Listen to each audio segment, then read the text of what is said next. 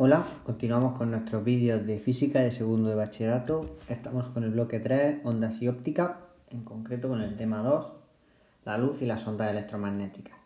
Después de haber analizado algunos fenómenos de la luz, y como la reflexión o la refracción, vamos a pasar a estudiar un poco de manera genérica las ondas electromagnéticas, de donde la luz forma parte.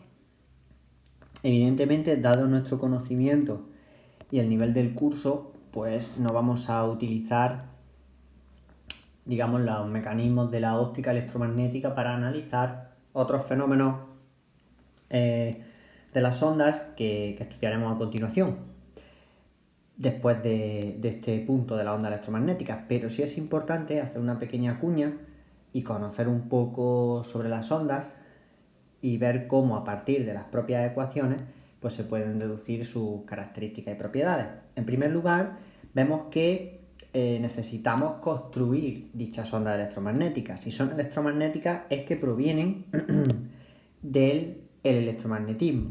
Y el electromagnetismo es referirse a las leyes de Maxwell, que recordemos del bloque 2, que constituían la unificación de la electricidad y el magnetismo. Aquí tenemos las 4 leyes de Maxwell representadas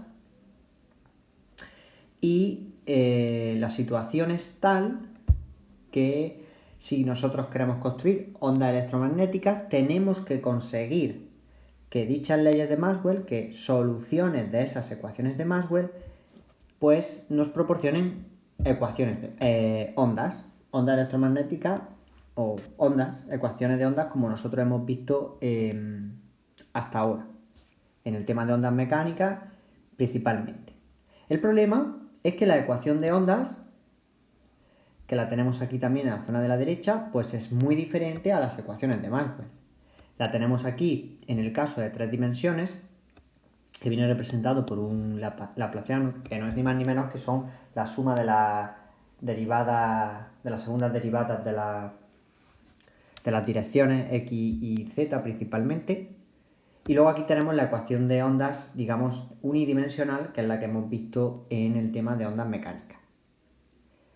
Debemos llegar a dicha ecuación de ondas a partir de las leyes de Maxwell. Aquí tenemos esta flecha que nos indica el camino a seguir. Para ello, nos vamos a dar cuenta de que las ondas electromagnéticas no son ni más ni menos que las soluciones de las leyes de Maxwell cuando consideramos dichas ecuaciones homogéneas. El concepto de homogéneo en una ecuación es considerar que el término independiente vale 0. En el caso de una ecuación diferencial, como son las ecuaciones de Maxwell, las incógnitas, entre comillas, son los campos eléctricos y magnéticos. Como dichos campos son las incógnitas, los términos independientes, que como vemos aquí están tachados, se corresponden con las fuentes. En el caso del campo eléctrico, las cargas; en el caso del campo magnético, las corrientes. Entonces, dichas ecuaciones en realidad quedan sin los términos, sin los sumandos que están tachados. Ahora vamos a proceder a aplicar una identidad del análisis vectorial para poder llegar de las ecuaciones de Maxwell a la ecuación de ondas. Para ello aplicamos el rotacional a las ecuaciones 2 y 4. Aquí ya tenemos expresadas el rotacional del campo eléctrico y el rotacional del campo magnético. Estas dos expresiones se cumple una identidad para cualquier campo vectorial A, que el rotacional de un campo vectorial es igual a esta identidad que estoy rodeando: el gradiente de la divergencia de dicho campo menos el laplaciano de dicho campo. Esto evidentemente no hay que conocerlo a este nivel, simplemente saber que se cumple esa identidad y que la necesitamos aplicar para poder llegar a la solución que estamos buscando. Si ahora vemos qué pasa si aplicamos el rotacional al otro miembro de nuestras ecuaciones 2 y 4, tenemos el rotacional del miembro de la derecha de la ecuación 2 de menos la derivada temporal de b, y en la ecuación 4 tendríamos el rotacional de la derivada temporal del campo eléctrico multiplicado por estas dos constantes, mi sub 0 y epsilon sub 0, que como sabemos son constantes características del electromagnetismo.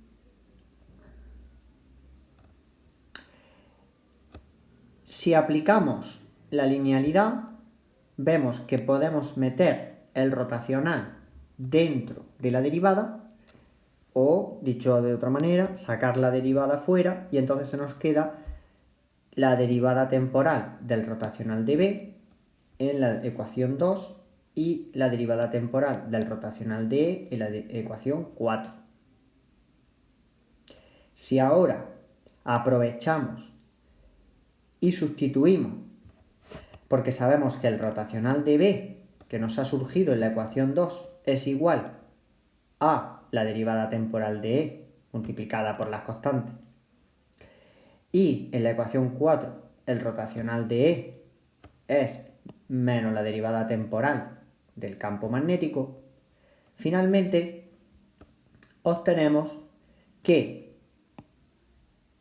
el rotacional del campo eléctrico, es decir, hacerle el rotacional dos veces al campo eléctrico, es la derivada segunda del campo eléctrico multiplicado por las constantes, mi sub 0 y epsilon sub 0.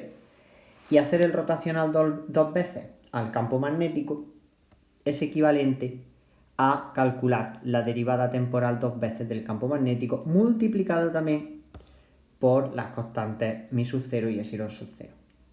Aquí tenemos dos aspectos a considerar antes de continuar. En primer lugar, es muy difícil entender un sentido físico o establecer un sentido físico para el cálculo del rotacional de algo. Simplemente nos ha permitido encontrar una identidad como la que acabamos de describir, tanto para el campo eléctrico como para el campo magnético. Eso por un lado. Y en segundo lugar, ver que las ecuaciones 2 y 4 son ecuaciones acopladas. Es decir, en la ecuación 2 tenemos un campo eléctrico en el miembro de la izquierda y un campo magnético en el de la derecha, y en la ecuación 4 al revés.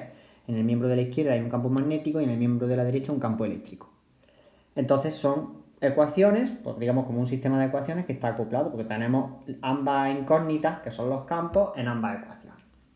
Sin embargo, al calcular el rotacional del rotacional, hemos separado ambas ecuaciones.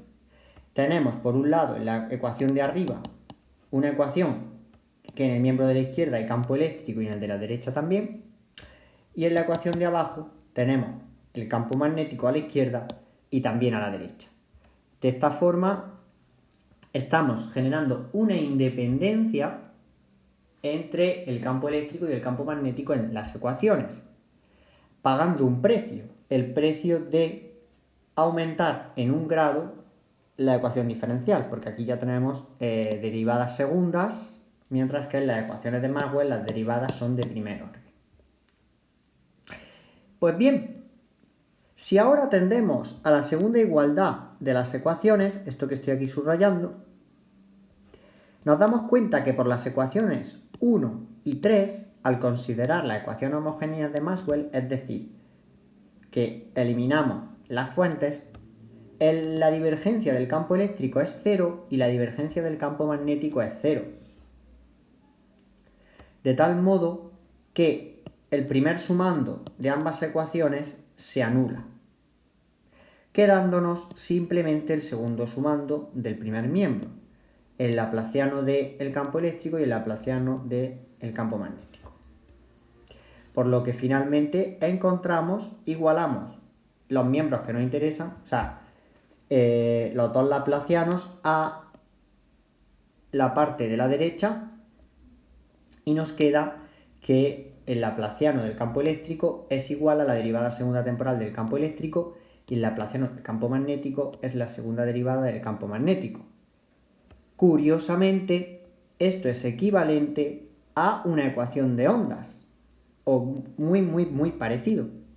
Pues la ecuación de onda en 3 dimensiones habíamos visto que era el laplaciano de la ecuación de onda, de la incógnita psi, igual a la derivada segunda temporal de esa ecuación, esa incógnita psi. Por lo tanto, hemos partido de las leyes de Maxwell homogéneas y hemos alcanzado una ecuación análoga a la ecuación de ondas. Por lo tanto, podemos concluir que toda función que sea solución de la ecuación de Maxwell, en el caso homogéneo, también va a ser solución de la ecuación de ondas.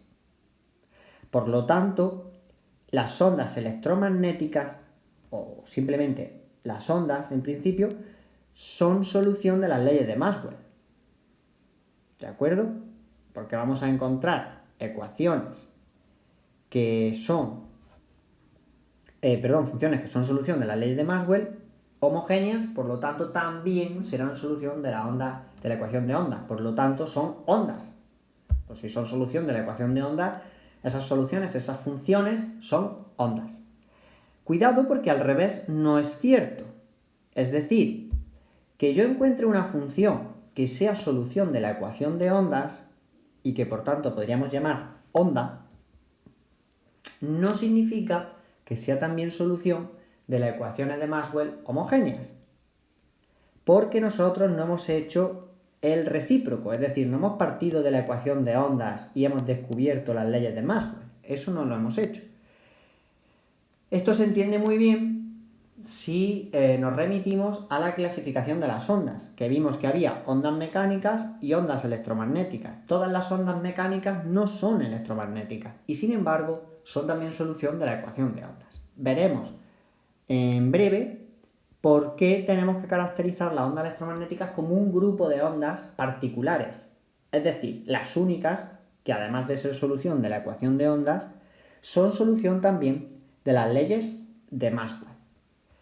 Este apartado, aunque pueda parecer un poco complejo, evidentemente no hay que aprenderse de memoria este desarrollo, nos permite acercarnos a la forma de proceder típica que se lleva a cabo en física, es decir, construir unas ecuaciones o partir de unas ecuaciones e intentar encontrar soluciones. No vamos a deducir las soluciones o no vamos a calcular las soluciones de las ecuaciones, porque ya sabemos cuáles son las funciones que resuelven la ecuación de ondas, por el ejemplo de las funciones que hemos visto. Por lo tanto, para hablar de las soluciones de la ecuación de ondas, nos basta y nos sobra entender la solución que nosotros conocemos. Es decir,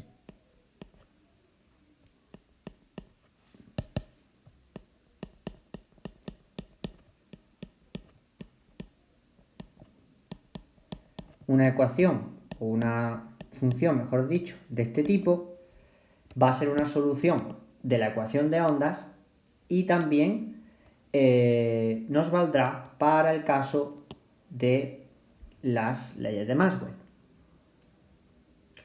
El problema es que tendremos que dar algunas condiciones.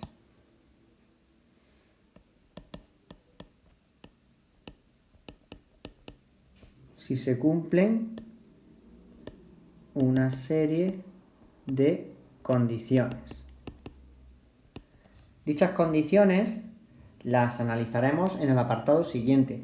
Ahora vamos a intentar construir una solución que no sea empleando la letra psi, porque estamos hablando de ondas electromagnéticas. Y fijaos que he escrito aquí, en vez de kx, he puesto kz. No es ningún problema. Simplemente estoy suponiendo que la onda se propaga en la dirección del eje z. Se suele trabajar así en el caso de la onda electromagnética. Pronto veremos, el motivo, el por qué eso es así. ¿Qué condiciones tendrían que cumplir? Pues en primer lugar, vamos a fijarnos en las propias ecuaciones y vemos que la ecuación de ondas tiene aquí una constante que es 1 partido por la velocidad de propagación de la onda. Y nosotros en las ecuaciones del campo eléctrico y del campo magnético, similares o análogas a la ecuación de ondas, no aparece la velocidad, aparece las constantes del electromagnetismo en el vacío, mi sub 0 y epsilon sub 0. Por lo tanto, tenemos que decir que la velocidad de propagación de la onda electromagnética en el vacío está condicionada a los valores de esas constantes.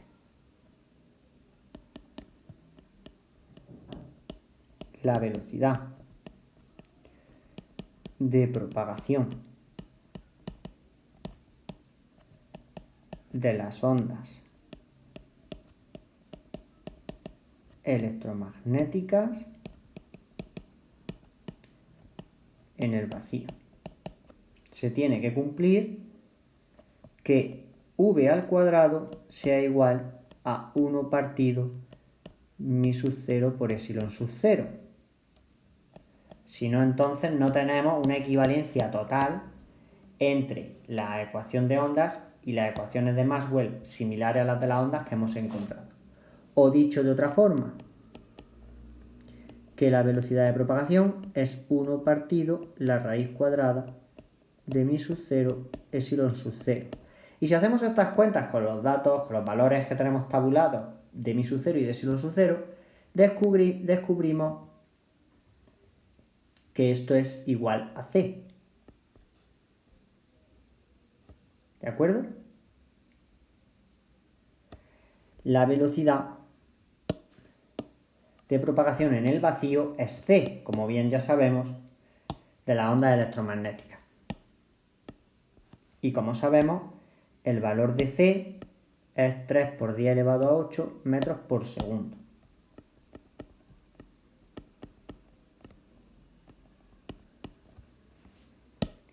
Por lo tanto, ya hemos encontrado el valor de la velocidad de la luz o de la onda electromagnética en general en el vacío. Vemos que surge de manera natural de la solución o de trabajar matemáticamente con la ecuación de Maxwell, con las leyes de Maxwell, e intentar alcanzar la ecuación de onda. Esto lo descubre Maxwell de manera teórica y luego Hertz en 1888 en sus experimentos sobre ondas electromagnéticas descubre este aspecto. El valor de la velocidad de la luz es un valor que ha habido a lo largo de la historia un montón de experimentos para intentar demostrar o explicar o calcular, mejor dicho, dicho valor de la velocidad de la luz en el vacío, y tenéis en los apuntes por escrito algunos ejemplos digamos más importantes para el cálculo de dicha velocidad de la luz de manera experimental. Muy bien.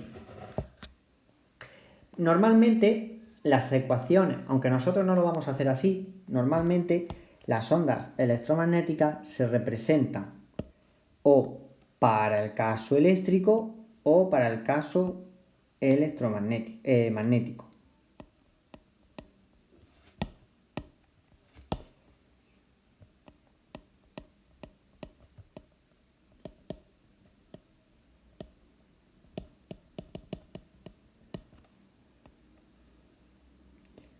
Se puede demostrar, aunque no lo vamos a hacer aquí, que la solución de esta ecuación es un campo eléctrico, evidentemente, pues la incógnita es un campo eléctrico que se propaga en la dirección del eje Z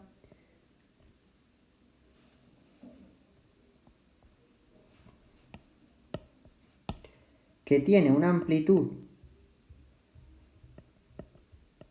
E sub 0 y viene representada por una exponencial compleja. Igual ocurre con el campo magnético. El uso de la exponencial compleja es característico en la resolución de ecuaciones diferenciales como esta, que no tiene más importancia, ni le vamos a dar más peso que el hecho de expresarlo de esta manera. donde esa amplitud es una amplitud también que es un número complejo, tanto en el campo eléctrico como en el campo magnético. Ya que hemos visto la deducción de la ecuación de onda a partir de las ecuaciones de Maxwell, pues por lo menos que veáis escrito alguna vez las ecuaciones de onda electromagnéticas, aunque esto evidentemente no lo vamos a utilizar. Podemos tomar la parte real, recordemos que un número complejo tiene una parte real y una parte imaginaria. Si tomamos la parte real, tomando la parte real de ambas ecuaciones, obtenemos la ecuación de ondas típica con la que nosotros trabajamos.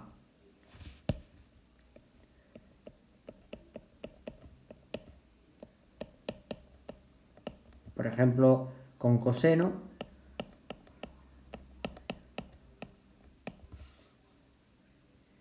aquí he puesto z en vez de phi, voy a poner el phi, que es lo que normalmente estamos utilizando, phi, y el campo magnético también saldría así.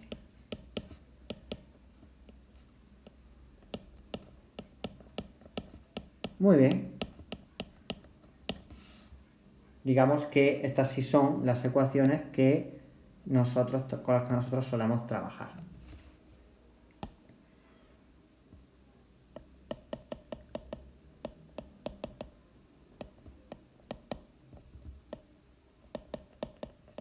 Simplemente quería que viéramos de dónde provienen estas expresiones, de dónde salen. No salen directamente de las soluciones de estas ecuaciones, sino que primero hay que resolver estas ecuaciones y luego tomar la parte real, porque las soluciones son soluciones de números complejos, sin darle más importancia. Pues bien, podríamos decir que ya hemos encontrado nuestras soluciones, es decir, el campo eléctrico y el campo magnético se propagan a través del espacio en forma de ondas. Sin embargo, hay una serie de propiedades de las ondas electromagnéticas que no hemos comentado y que nos van a diferenciar del resto de las ondas.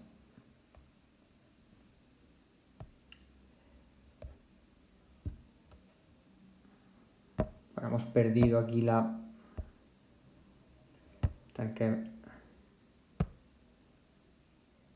Vale, que hemos perdido la conexión con la pizarra. Bien, vamos a ver estas propiedades de la onda electromagnética. ¿De dónde vamos a sacar estas propiedades? Pues curiosamente, en las leyes de Maxwell que hemos visto anteriormente, hay dos ecuaciones que todavía no hemos empleado, ni la 1 ni la 3. Y empleando esas ecuaciones podemos obtener las propiedades que caracterizan a las ondas electromagnéticas.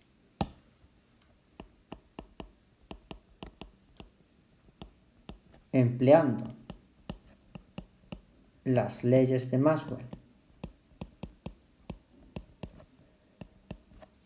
1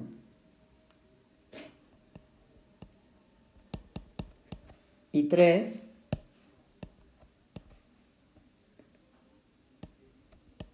encontramos las propiedades características de las ondas electromagnéticas.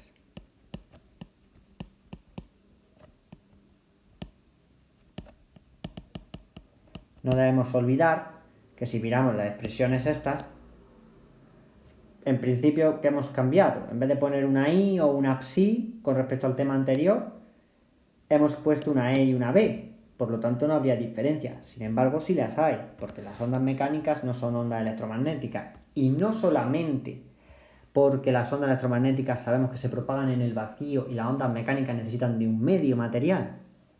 Hay propiedades que las caracterizan aún más. ¿De acuerdo?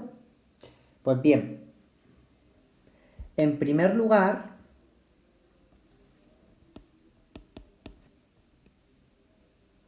como la ecuación Y nos dice que el rotacional es, que la divergencia del campo eléctrico es igual a 0 y la ecuación 3 que la divergencia del campo magnético es igual a 0, de aquí se puede extraer del cálculo de la divergencia que obligatoriamente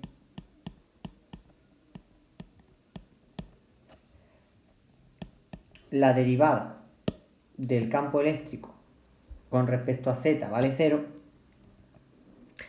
y la derivada del campo magnético con respecto a z vale 0.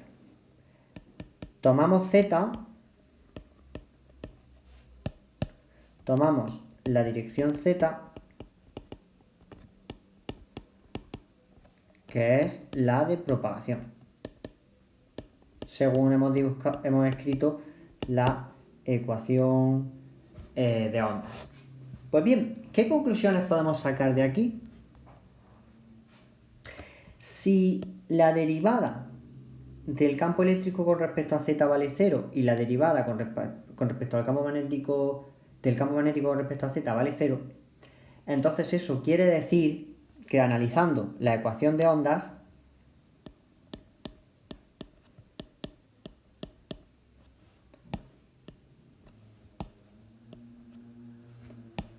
voy a poner la dependencia temporal y espacial,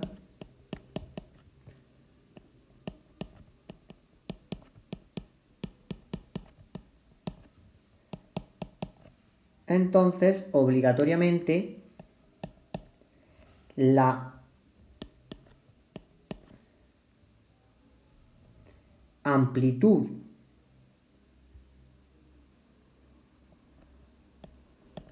en el eje Z tiene que valer 0.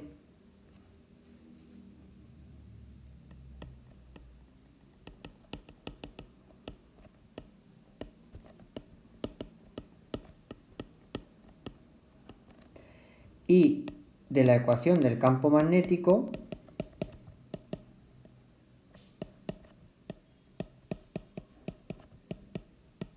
ocurre exactamente lo mismo. La amplitud del campo magnético en el eje Z vale 0.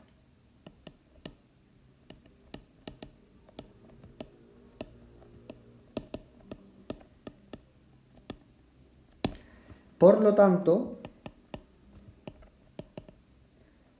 si la onda se propaga en la dirección Z y la amplitud de la onda, tanto eléctrica como magnética, en el espacio no existe, no hay amplitud en el eje Z, en la dirección Z, eso quiere decir que las ondas electromagnéticas son ondas transversales.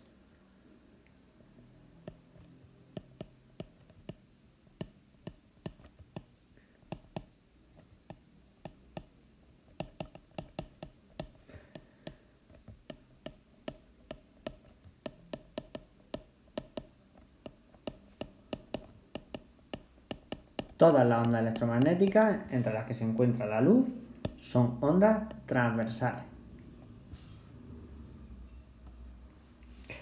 Y la otra propiedad o la otra característica es que se puede demostrar, aplicando también las ecuaciones de Maxwell, la siguiente propiedad. Que la amplitud del campo magnético es igual al número de ondas partido por la frecuencia angular de las ondas multiplicado por el producto vectorial de la dirección de propagación con la amplitud del campo eléctrico.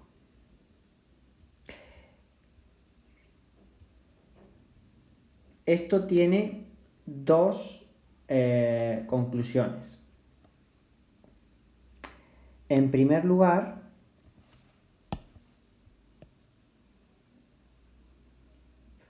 nos está diciendo que la amplitud, una y otra amplitud, de alguna forma son proporcionales.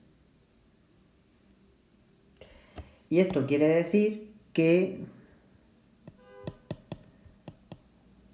el campo E y el campo B son, mejor dicho, están en fase.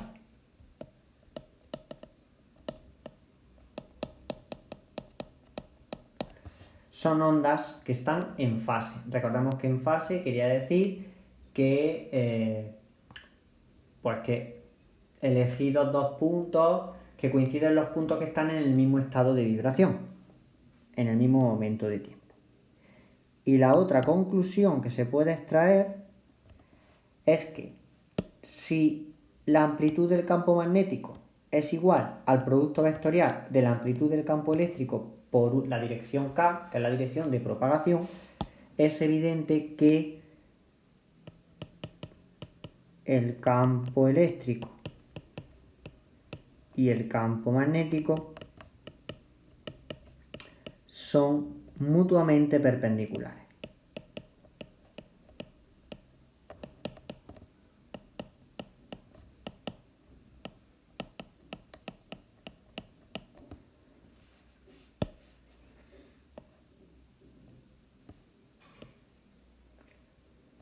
Si recordamos, por ejemplo, la ley de Lorentz, fuerza igual a la carga por el producto vectorial de la velocidad y el campo magnético, veíamos en los ejercicios que la fuerza era siempre un vector perpendicular al plano que formaban V y B. Pues aquí pasa exactamente lo mismo. El plano que forman la dirección de propagación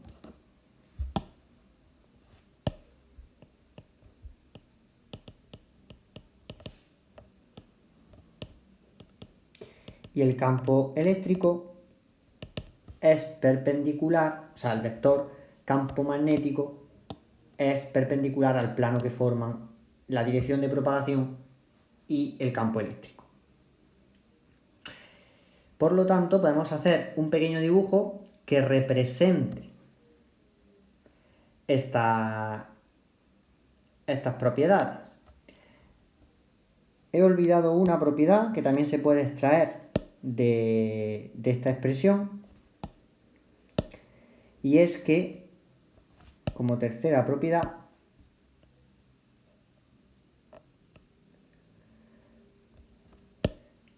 B y E son proporcionales, y si son proporcionales quiere decir que la amplitud de una de ellas es un múltiplo de la otra, de la amplitud de la otra onda, eléctrica o magnética. Pues de esta expresión, sacando la parte real, se puede demostrar que la amplitud del campo magnético es igual a 1 partido por C la amplitud del campo eléctrico. Relación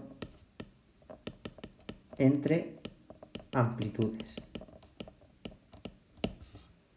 Pues bien, podemos, como digo, hacer un pequeño esquema típico donde se observe la onda electromagnética como tal, cumpliendo todas estas propiedades. Si os fijáis, he estado escribiendo, sin mencionar el motivo, las ecuaciones de onda con elementos vectoriales, con sus flechitas, e incluso las amplitudes también. El motivo es porque las ondas en principio se pueden propagar en todo el espacio, y las direcciones de propagación, pues evidentemente, de una onda al final requieren de un sentido vectorial para poder expresar las direcciones y sentidos de propagación. Normalmente nosotros, y bueno, siempre trabajamos con ondas que se propagan en una única dirección, ondas monodimensionales, entonces no es necesario aplicar el carácter vectorial. Sin embargo, como veis, pues bueno, basta con poner una flecha encima de la amplitud para indicar que es una onda tridimensional. De todas formas, como aquí lo único que hace falta es conocer las propiedades, no vamos a encontrarnos con problemas en los que haya que considerar las ondas electromagnéticas como ondas tridimensionales, aunque uno sabe que lo son. Hay que saber que lo son. Bien, vamos a conectar ese esquema de la onda electromagnética con otro apartado fundamental de la onda electromagnética, y es el hecho del espectro electromagnético. Bien, las ondas electromagnéticas, el ejemplo característico es la luz visible o la luz blanca,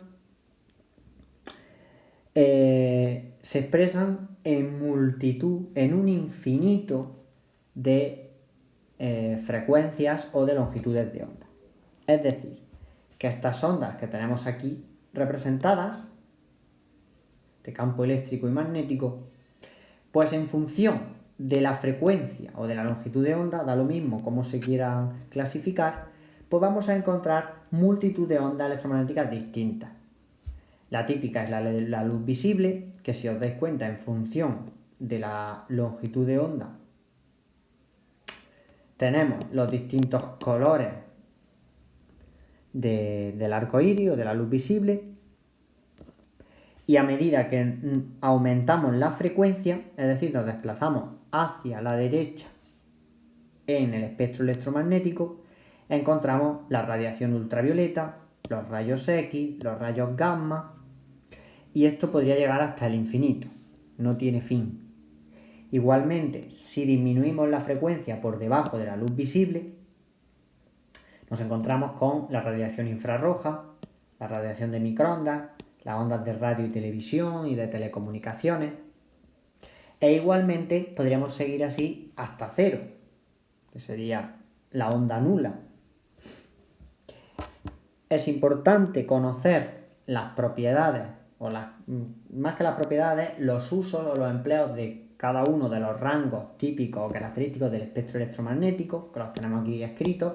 Para eso tenéis unos apuntes por escrito que os he proporcionado, y es bueno conocer en función del rango más o menos las frecuencias o longitudes de onda que caracterizan a esas ondas, porque todas son ondas electromagnéticas, lo único que varía es la cantidad de energía que tienen, que poseen. Porque claro, una onda cuanto más energética sea, es porque tiene unas frecuencias mayores y unas longitudes de onda menores. Y una onda poco energética, pues tiene unas longitudes de onda grandes, largas, y unas frecuencias pequeñas. No debemos olvidar que una onda, sea electromagnética o de otro tipo, propaga energía a través del espacio, sin transporte de materia. ¿De acuerdo?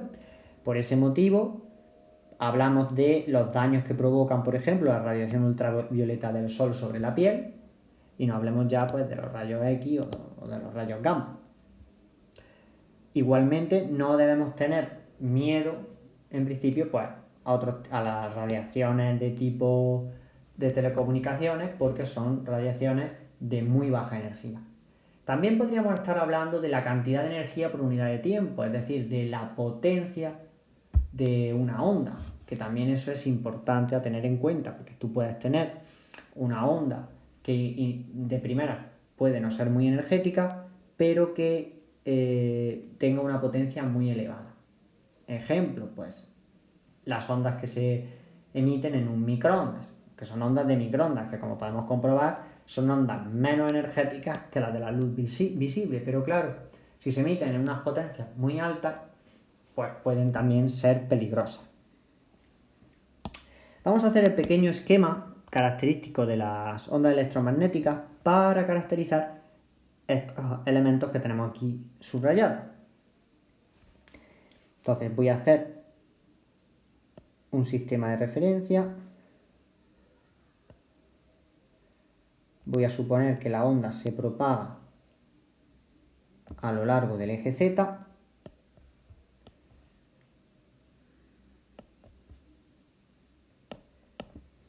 Eje Z, X e Y. Voy a suponer que el campo eléctrico está en el plano del eje ZX.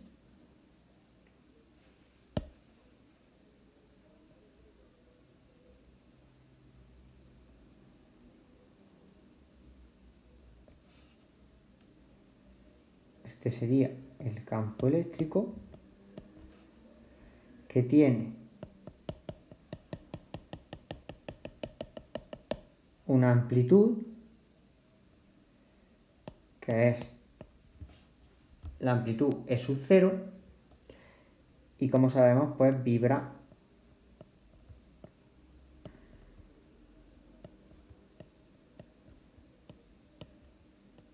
de esta manera.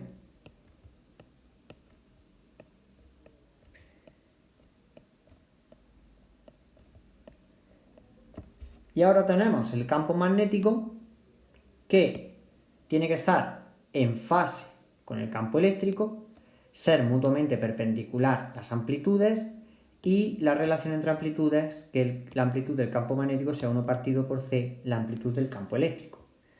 Entonces, voy a suponer campo magnético una amplitud más pequeña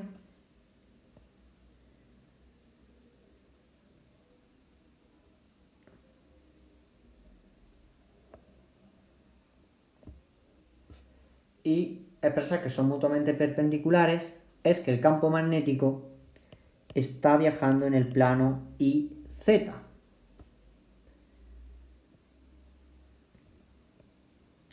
Dibujamos normalmente, tradicionalmente se dibujan las flechas así para expresar que son mutuamente perpendiculares.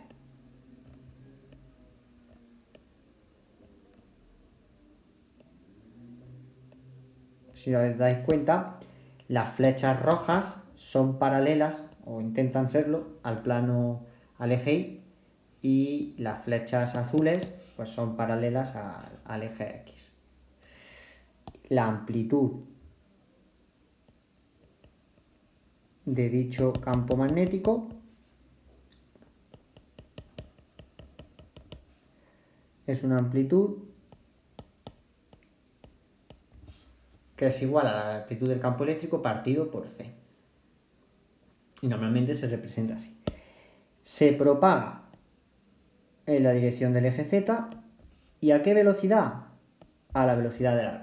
Por lo tanto, una onda electromagnética debemos entenderla como una conjunción de campo eléctrico y magnético en la que tenemos una onda transversal eléctrica, una onda transversal magnética, ambas están en fase, son mutuamente perpendiculares y hay una relación entre las amplitudes. Cualquier onda del espectro electromagnético es de esta manera y solamente varían en función de la frecuencia y las longitudes de onda. Pues bien, aquí lo vamos a dejar. Creo que a pesar de la dificultad que puede entrañar el desarrollo teórico, lo importante es que nos quede claro las propiedades de la onda electromagnética, cómo expresarlas en un pequeño esquema, el espectro electromagnético y sus características fundamentales.